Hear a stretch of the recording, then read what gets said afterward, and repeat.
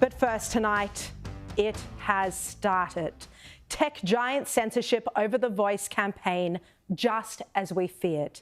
This is what we suspected would happen once politicians from the PM down started accusing the No campaign of misinformation. People use the word conspiracy and misinformation to avoid scrutiny. It's what scientists did with Wuhan. It's what Joe Biden did with Hunter Biden's laptop. And now the same playbook is being used ahead of the referendum, which is now very high stakes for the Albanese government. And currently, the yes vote is crashing in the polls. Spread misinformation. Disinformation and misinformation and scare campaigns that exist in this debate. Its aim is to polarise people. And its weapon of choice is misinformation. They call it misinformation to avoid scrutiny. And one of the topics that Albanese claimed was misinformation was just how long the Uluru Statement from the Heart is. He said it was a one-pager, but then dozens more pages of documents emerged under Freedom of Information. He now admits that he hasn't read those documents that he first described as a conspiracy. Now he admits they exist, but he hasn't read them. That astonishing admission in a podcast interview with 3AW host Neil Mitchell. They know the Uluru Statement from the Heart is one page, not hundreds of pages. But what are the other 25 pages? I've read them. What are they? What they are is record of meetings. Some of them, they're records of the big lead-up that happened. Do you agree with most of what is said in those 25 pages? I haven't read it. You haven't read it? There's 120 pages. Why would I? I know what the conclusion is. Just amazing. Unlike all of Albanese's other media interviews, the transcript from that conversation wasn't sent to the media. Perhaps the Prime Minister was embarrassed by what he said there. But it already looks like social media giants are taking Albanese's word for content that he and Linda Burney have called misinformation, because posts by the No campaign have already started to be censored by tech giants. The Institute of Public Affairs says its content relating to The Voice has been censored 6 times, and you can see it here on the screen. Tech giants have blurred out images of IPA research relating to race and relating to treaties in New Zealand.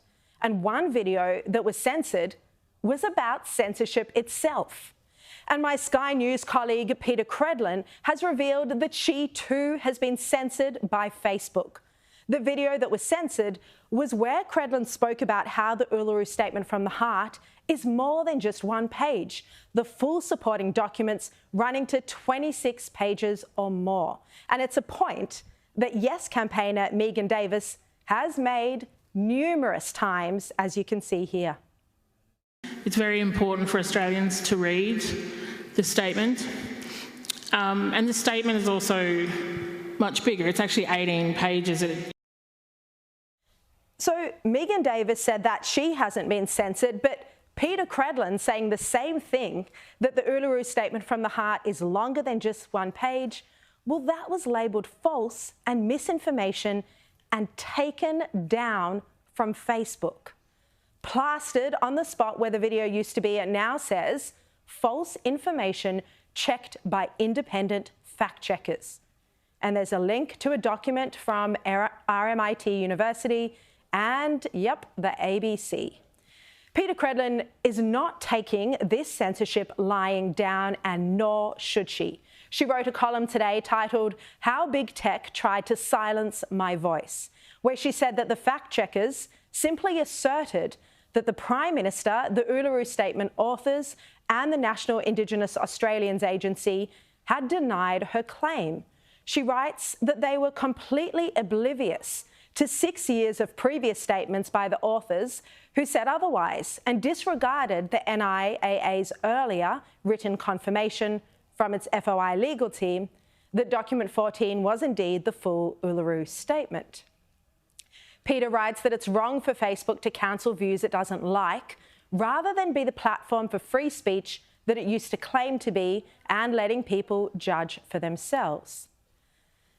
Peter Credlin is one of the most powerful voices articulating the case for the No campaign. People can agree or disagree with her, but she has a right to have her say. She has a right to make her case, just like the IPA does. And it's quite simply outrageous that this content is being labelled false or misinformation. How can fact-checkers side with the Prime Minister on a political issue that is clearly up for debate, that is clearly being contested? And the question is there any content at all from the yes side that's been labelled misinformation or has been taken down? Or are the tech giants now playing a role in this referendum in telling you how to vote and how to think, just like businesses and sporting clubs are doing now as well? Unfortunately, it's not a surprise that tech giants are censoring information from the No campaign. They censored the Hunter Biden laptop story that the New York Post first broke ahead of the last election. And now no one denies that that story is true. Vast amounts of information have emerged in Congress, including testimony from Hunter's former business partner that Joe Biden sat in on his son's business calls. There's a money trail that indicates the Biden family was making tens of millions of dollars using the power of Joe Biden's political position. But all wiped from Facebook, from Twitter, from all social media ahead of the last election. And on the topic of Wuhan, Facebook censored any suggestion the virus might have been genetically engineered in a lab. We now know that the scientists who claimed this was a conspiracy and said this was misinformation were in fact discussing in private whether or not the virus was genetically engineered in a lab. They were highly concerned about the unusual features of SARS-CoV-2.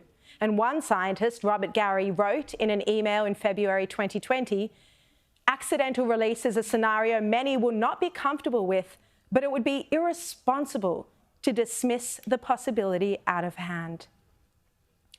Then there's the censorship over COVID information, where information about masks and mandates and vaccines was all pulled down, and it's still being pulled down or muted. And this is all highly concerning. But what makes matters worse is that, as you know, the Albanese government plans to introduce new legislation fining social media giants millions if they don't remove content deemed to be misinformation. And if an individual, if an Australian, doesn't take down a post judged to be misinformation on social media, well, they could be hauled before ACMA, which is the Australian Communications and Media Authority, to account for what they've posted online. And if you don't show up, you can be fined $8,000 a day. This under the proposed legislation by the Albanese government. $8,000 a day for every day if you don't show up, if you don't comply with the notice to appear before the government body ACMA. The referendum for the voice is about giving every Australian their say. That's why this is a referendum and not legislation. And the tech giants have a powerful responsibility to ensure that one side is not censored, is not silenced, especially not for political reasons. And even without the Albanese government's new legislation, we're already seeing obscene censorship that would be more at home in authoritarian regimes and dictatorships of China, Russia, or North Korea. More important than almost any principle underpinning our democratic society is that of free speech. And we must defend it. As Voltaire famously said, "I disapprove of what you say, but I will defend to the death your right to say it." And so it is with my colleague, Peter Credlin. And that's how we should all feel about the censorship by tech giants unfolding before our very eyes. Spread misinformation. Disinformation and misinformation and scare campaigns that exist in this debate. its aim is to polarise people, and its weapon of choice is misinformation.